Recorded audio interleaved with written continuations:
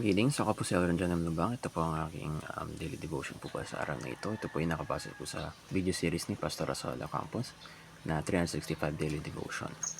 Ang ating paksa na tatalakay ngayon ay Prepare Now for the Prepared Place. Ang scripture po, Samuel chapter 17 verse 34. But David said to Saul, "Your servant has been keeping his father's sheep. When a lion or a bear came and carried off a sheep from the flock, I went after it, struck it, and rescued the sheep from its mouth. When it turned on me, I seized it by its hair, struck it, and killed it. Your servant has killed both the lion and the bear. This uncircumcised Philistine will be like one of them, because he has defiled the armies of the living God.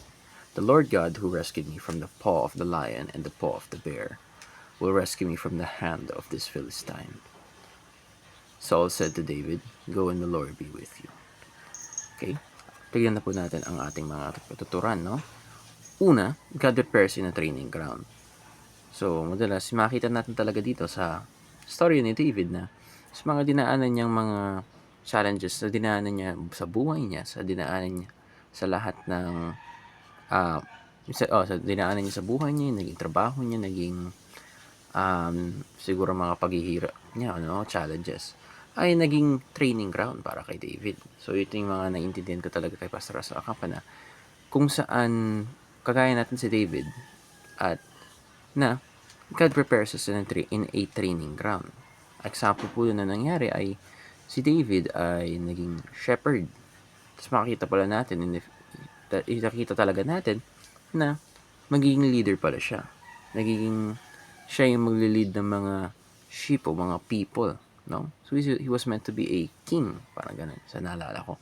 At sa ganun, madami rin siya mga nadaanan ng paghihirap, no? Kagaya ng sa killing the lion and the bear, no? So, yun yung mga challenges na kung saan matututo ka in life, no?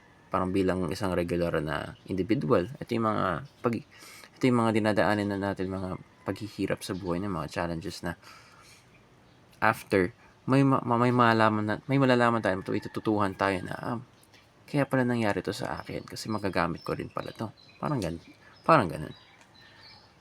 So, God gives a breakthrough in the arena.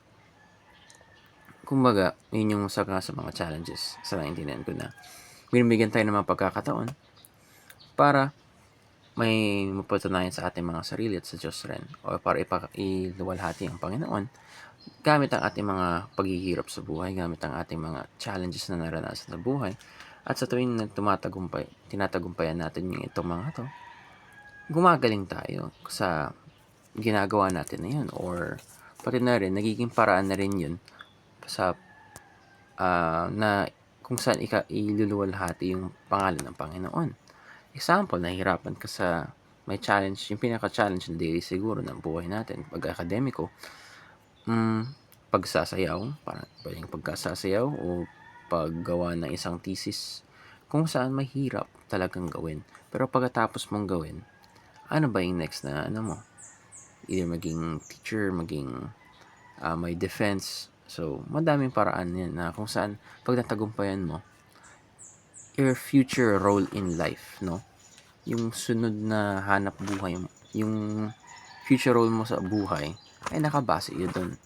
At lalo na, pag nagawa mo yun, tinagumpayan mo yun, tinagumpayan mo yun, mas lalo mong kayang galingan sa trabaho mo o yung sa sunod mong role sa buhay.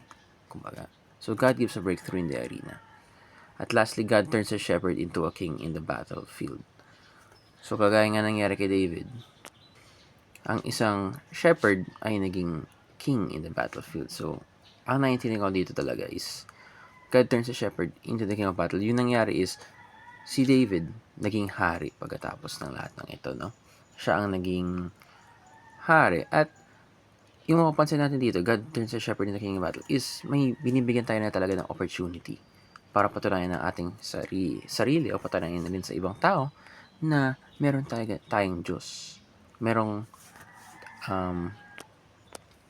na gamit ang mga paghihirap na dinadaanan sa buhay natin, yung etong mga ito, binibigyan tayo ng paraan para 'pag nagtagumpay tayo, mag-iiba yung direksyon ng buhay natin o lalong mapapabilis o makukuha talaga natin yung pinaka-role natin sa buhay. So, through preparation, nagkakaroon tayo ng through preparation sa mga challenges na naranasan natin sa buhay, mas napapabilis o napapagaan yung nagiging future role natin. So, salamat sa pakikinig and mabuhay.